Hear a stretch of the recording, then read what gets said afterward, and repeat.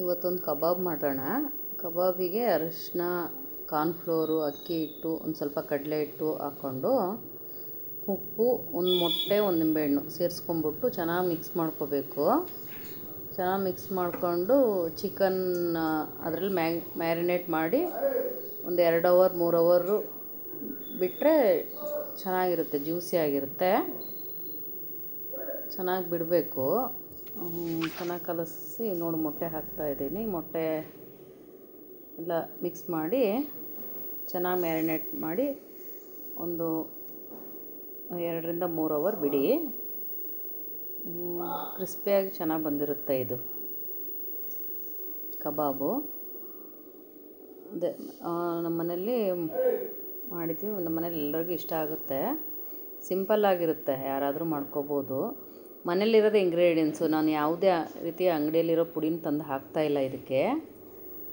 ಮನೇಲಿ ಏನಿದೆಯೋ ಅದರಲ್ಲೇ ಮಾಡೋದು. ಅಂಗಡಿಯಲ್ಲೆಲ್ಲ ಯಾವಾಗ ಮಾಡಿಟ್ಟಿರ್ತಾರೋ ಪುಡಿ ಗೊತ್ತಿಲ್ಲ. ಶುಂಠಿ ಬೆಳ್ಳುಳ್ಳಿ ಪೇಸ್ಟ್ ಎಲ್ಲ ಮನೆಯಲ್ಲೇ ಮಾಡ್ಕೊಂಡು ಹಾಕಿದರೆ ಒಳ್ಳೆಯದು. ಅಂಗಡಿಯಿಂದ ತಂದಿದ್ದು ಅಷ್ಟು ಹೈಜೀನ್ ಇರಲ್ಲ ಅದು. ಚೆನ್ನಾಗಿ ಮಿಕ್ಸ್ ಮಾಡ್ಕೊಂಬಿಡಿ. ಎಲ್ಲ ಸೇರಿಸ್ಕೊಂಬಿಟ್ಟು ಚೆನ್ನಾಗಿ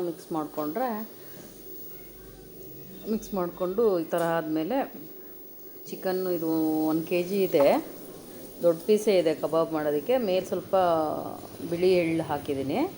ಬನ್ನಿ ನಮ್ಮ ಗುಂಡನ ಜೊತೆಗೆ ಸ್ವಲ್ಪ ಆಟ ಆಡೋಣ. ಅದು ಮ್ಯಾರಿನೇಟ್ ಆಗೋದ್ರೊಳಗೆ ನಮ್ಮ ಗುಂಡ ಸ್ವಲ್ಪ ತರಲೆ ತಿಮ್ಮ. ನಾವು ಮನೆ ಡೀಪ್ ಕ್ಲೀನ್ ಮಾಡ್ತಾಯಿದ್ದೀವಿ ಹಬ್ಬಕ್ಕೋಸ್ಕರ. ತರಲೆ ಮಾಡ್ತಾ ಇದ್ದಾನೆ ಗುಂಡಣ್ಣ, ತುಂಬ ತರಲೆ. ನೋಡಿ ಈಗ ಕರಿಯೋಣ.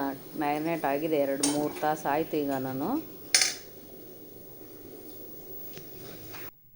ಎಣ್ಣೆ ಕಾದಿದೆ. ಈಗ ಒಂದೊಂದಾಗಿ ಪೀಸ್ ಹಾಕ್ಬಿಟ್ಟು ನಾನು ಕರಿಯೋಣ. ಸಿಮ್ಮಲ್ಲಿ ಕರ್ಕೊಳ್ಳಿ, ಚೆನ್ನಾಗಿರುತ್ತೆ.